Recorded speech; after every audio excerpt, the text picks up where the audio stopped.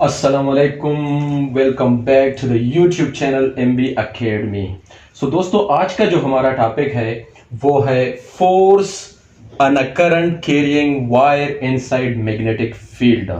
कहने का मतलब ये है, जब हम किसी एक्सटर्नल फील्ड में करंट कैरिंग वायर को रखते हैं तो उस पे एक फोर्स अमल करता है। उसी फोर्स का आज हम रीजन तलाश करते हैं कि क्यों अमल करता है, साथ साथ में उसी फोर्स का हम आज मैग्नीट्यूड जो है बयान करेंगे कि वो किन फैक्टर्स पे डिपेंड करता है। और उसके बाद फोर्स चूंकि एक वेक्टर क्वांटिटी है तो उसका डायरेक्शन भी फाइंड आउट करना लाजमी होगा। और उसके बाद हम आज के लेक्चर में जो लास्ट टॉपिक है but not the least, that is magnetic field intensity. अच्छा, अब सिचुएशंस को इस तरह कर लेते हैं कि एक मैग्नेट ले लेते हैं, सही है, उसका नॉर्थ पोल और साउथ पोल है, और उसी के अंदर हम प्लेस करते हैं एक करंट कैरिंग वायर को। तो अगर किसी ने प्रीवियस लेक्चर देखा है उसमें मैंने बताया था कि अगर किसी करंट कैरिंग वायर को हम इज्यूम कर लेते हैं तो उसी के अराउंड एक और भी फील्ड होता है जो कि मूवमेंट ऑफ द चार्जेस की वजह से होता है।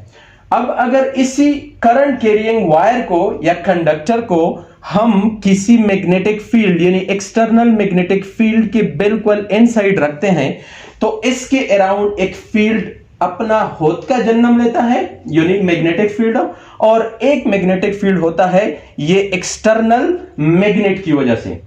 अच्छा, तो ये जब एक्सटर्नल मैग्नेटिक फील्ड है, ये जो इनसाइड इलेक्ट्रोमैग्नेट के मैग्नेटिक फील्ड के साथ इंटरेक्शन करता है तो एक फोर्स वहां पे लग जाती है। वो फोर्स कैसे लग जाती है आज वो डिस्कस करते हैं। तो देख लीजिएगा, मैंने बताया था कि अगर राइट हैंड रूल से हम मैग्नेटिक फील्ड का डायरेक्शन फाइंड आउट करें तो बहुत इजी रहेगा। चलो आज इज्यूम कर लेते हैं कि इलेक्ट्रॉनिक करंट हमने लिया हुआ है। चलो सपोज करंट की डायरेक्शन कहां है, यहां डाउनवर्ड है।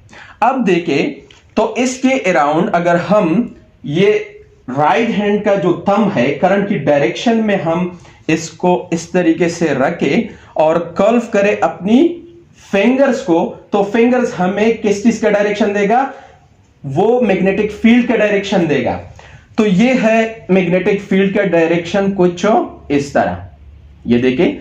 और यहां पे अगर हम इसको कर्व करते जाए यहां पे इसका डायरेक्शन उल्टा होगा, यानी इस तरह। अब देखें, जब मैग्नेटिक फील्ड लाइंस ये कुछ इस तरह होगा। तो मैग्नेटिक फील्ड लाइंस नॉर्थ से साउथ पोल की तरफ जा रही है। अब इसमें अगर हम देखें तो ये जो इलेक्ट्रोमैग्नेट का मैग्नेटिक फील्ड है ये जो है कॉन्साइड कर देता है, यानी स्ट्रेंथन कर देता है एक्सटर्नल मैग्नेटिक फील्ड के लाइंस को। तो कहने का मतलब क्या हुआ कि यहां पे मैग्नेटिक फील्ड सपोर्ट करता है इलेक्ट्रोमैग्नेट के मैग्नेटिक फील्ड को, और यहां पे जो फील्ड है वो मजीद मजबूत हो जाता है।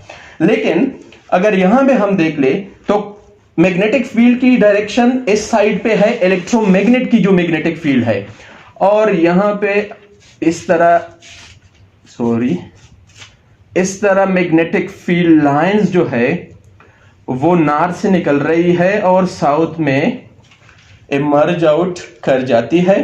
तो देख ले, यहां पे मैग्नेटिक फील्ड और ये जो इलेक्ट्रोमैग्नेट का मैग्नेटिक फील्ड है और ये एक्सटर्नल मैग्नेटिक फील्ड है, ये आपस में कैंसल आउट कर देते हैं, यानी यहां पे मैग्नेटिक फील्ड को क्या कर देता है, वीक कर देता है और भी इसको कमजोर बना देता है। तो इस वजह से ये फोर्स जो है फिर यहां पे जनरेट होती है, ये फोर्स लग जाती है। अब वो फोर्स जो है उसका तो कुछ ना कुछ मैग्नीट्यूड भी होगा क्योंकि क्वांटिटी है। वो फोर्स जो है वो किन फैक्टर्स पे डिपेंड करता है वो भी पढ़ते हैं। ये फोर्स जो है ये डायरेक्टली प्रोपोर्शनल है टू द करंट, यानी इसमें जितना करंट ज्यादा पास होता है उतना ये फोर्स ज्यादा होगा, और ये फोर्स डायरेक्टली प्रोपोर्शनल है लेंथ को भी, यानी कंडक्टर का जितना लेंथ ज्यादा होगा उतना ही हमारे पास ये फोर्स ज्यादा लगेगा। ये फोर्स जो है डायरेक्टली प्रोपोर्शनल होगा मैग्नेटिक फील्ड को भी, यानी मैग्नेटिक फील्ड जितना ज्यादा होगा उतना ये फोर्स ज्यादा लगेगा। और ये फोर्स डिपेंड करता है एंगल पे भी। एंगल किन चीजों के बीच में? लेंथ और मैग्नेटिक फील्ड के बीच में हम एंगल ले लेते हैं। अब अगर इसको मैं सम अप करूं, इन तमाम इक्वेशन को सम अप करूं, तो हमारे पास combining equation 1, 2, 3 and 4 we will get F is directly proportional to ILB sin theta. Now in order to remove the sign of proportionality, we always put some constant with the value of constant is 1 here. So we will get the equation F is equal to ILB sin of theta. अब ये तो इसका हमने magnitude पढ़ा कि किन factors पे depend करता है। अब थोड़ा सा इसको वेक्टोरियल फॉर्म में लिख लेते हैं, यानी वेक्टर फॉर्म में लिख लेते हैं। तो F is equal to I L into L cross B। तो कहने का यहां पे मतलब यह है कि क्रॉस प्रोडक्ट है। अब यहां पे ये जो करंट है और लेंथ है और मैग्नेटिक फील्ड यानी B है, ये आपस में एक दूसरे को क्या होंगे?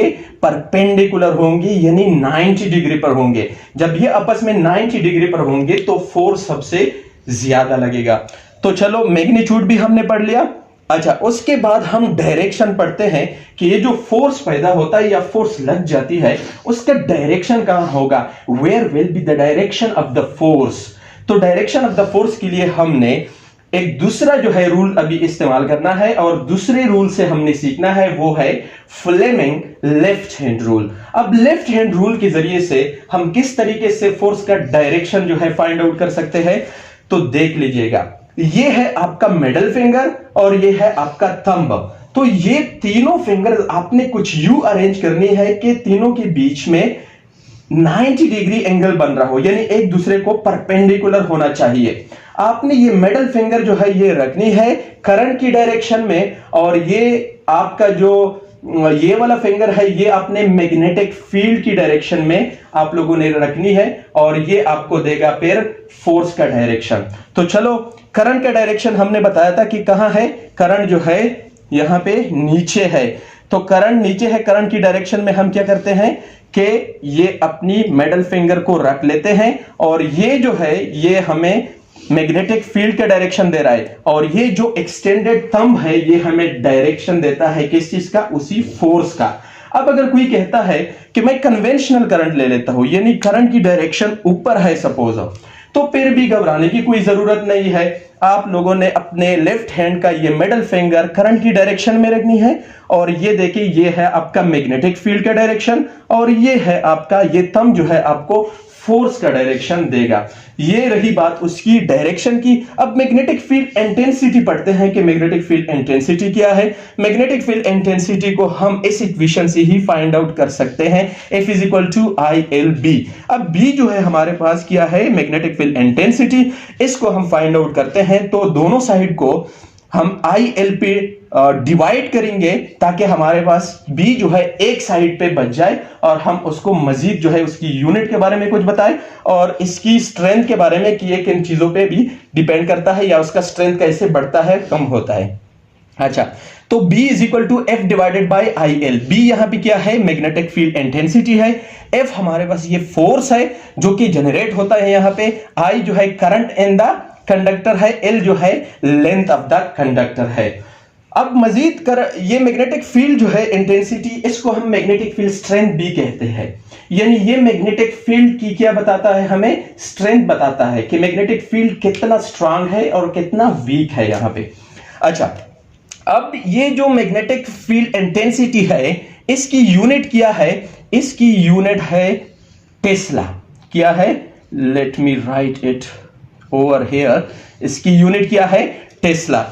अब 1 टेस्ला किस चीज के बराबर होगा, यानी 1 टेस्ला को हम डिफाइन कैसे करेंगे? उम्मीद करता हूं ये आप लोगों ने लिखा होगा, पोस्ट कर दे और इसको स्क्रीनशॉट इसका ले ले। तो चले मैं इसको रब कर देता हूं। 1 tesla is equal to, force की यूनिट क्या है? न्यूटन, और करंट की यूनिट क्या है? एम्पेयर, लेंथ की यूनिट क्या है? मीटर। यानी 1 टेस्ला कितना फील्ड स्ट्रेंथ होगा जब 1 एम्पेयर करंट किसी कंडक्टर में पास होता है और उसका लेंथ हो 1 मीटर, फिर उस पे फोर्स लगता हो 1 न्यूटन, तो फिर हम कहते हैं कि मैग्नेटिक फील्ड स्ट्रेंथ यहां पे या मैग्नेटिक फील्ड इंटेंसिटी कितनी है, 1 टेस्ला। तो याद कीजिएगा कि 1 टेस्ला बिगर यूनिट है। अब इसकी जो दूसरी वैल्यू जो दूसरी इसकी यूनिट है वो है गॉस, जो कि स्मॉलर यूनिट है। तो 1 टेस्ला बराबर होता है 10 raise to the power -4 gauss, या हम इस तरह भी लिख सकते हैं कि 1 gauss is equal to 10 raise to the power -4 Tesla.